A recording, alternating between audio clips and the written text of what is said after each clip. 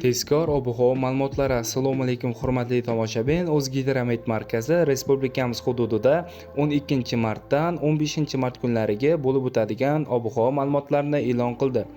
Bunga ko'ra respublikamizning barcha hududlarida havo biroz o'zgaruvchan bo'ladi. Asosan yog'ingarchiliklar kutilmaydi.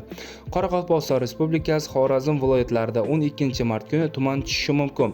Shamol sharqdan sekundiga 7-12 metr tezlikda esadi. 15-mart kuni shamolning tezligi 15-20 metrgacha ham kuchayishi mumkin. Haroratlar 12-mart kuni kechasi 3-8 daraja sovuq, kunduz kunlari 3-8 daraja iliq bo'ladi. 13-15-mart kunlari kechalari 2 daraja sovuq, 3 daraja iliq, kunduz kunlari 7-12 darajani tashkil etadi. Buxoro, Navoiy viloyatlarida ham havo o'zgaruvchan bo'ladi. Yog'ingarchiliklar kutilmaydi. 12-mart kuni tuman tushishi mumkin. Shamol sharqdan sekundiga 7-12 metr tezlikda esadi. Ba'zi joylarda shamolning tezligi 15-20 metrgacha ham kuchayishi mumkin. Haroratlar 12-mart kuni kechasi 0,5 daraja sovuq, kunduz kunlari 7-12 daraja iliq. 13 hamda 15-mart kunlari esa kechalari 2-7 daraja iliq, kunduz kunlari 12-17 darajani tashkil etadi. Toshkent, Samarqand, Jizzax, Sirdaryo viloyatlarida ham havo o'zgaruvchan bo'ladi. Yog'ingarchiliklar kutilmaydi. 12-mart kuni ba'zi joylarda tuman tushib turadi. Shamol sharqdan sekundiga 7-12 metr tezlikda esadi.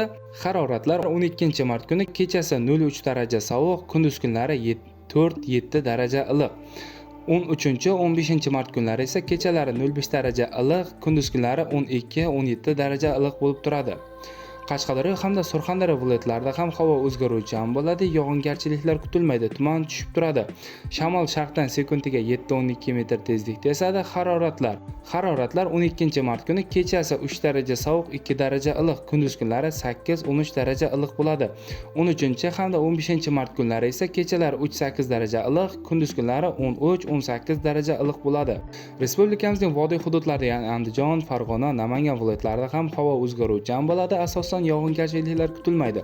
Tuman tushishi kuzatiladi. Shamol sharqdan sekundiga 7-12 metr tezlikda esadi. Haroratlar 12-mart kuni kechasi 0,5 daraja sovuq, kunduz kunlari 2-7 daraja iliq bo'ladi.